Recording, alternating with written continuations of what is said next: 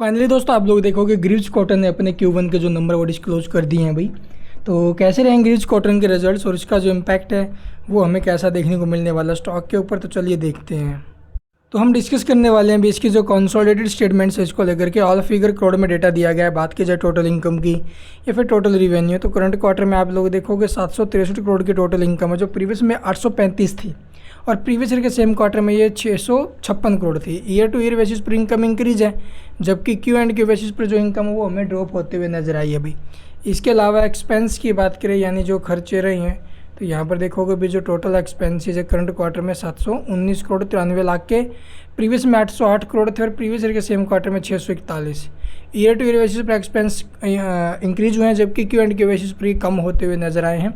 लेकिन अब की बार जो रिवेन्यू एक्सपेंस है तो ज़्यादा ही है भाई, मतलब फिर से कंपनी तो प्रॉफिट बनाया, लेकिन वो प्रॉफिट कितना है यहाँ पर देखोगे भी net profit for the period. तो यहाँ पर आपको जो प्रॉफिट दिखाई दे रहा है वो है लगभग 20 करोड़ का, जो प्रीवियस में 1 करोड़ था भी और प्रीवियस ईयर के सेम क्वार्टर में 16 लाख का लॉस था।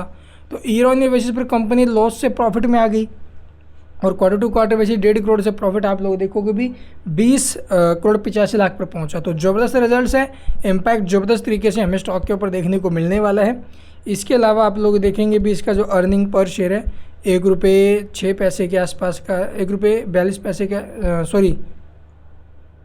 1 रुपये 42 पैसे के आसपास का, जो प्रीवियस में 1 रुपये 3 पैसे था और प्रीवियस ईयर के सेम क्वार्टर में 44 पैसे। तो ये इसके रिजल्ट से भी रिजल्ट्स कुल मिलाकर के ठीक है, इम्पैक्ट पॉजिटिव जाना चाहिए। ये रिवेन्यू सेगमेंट अभी किस सेगमेंट से कितना रिवेन्यू है इसे आप लोग एक बार देख लेना वीडियो को पॉज करके भाई।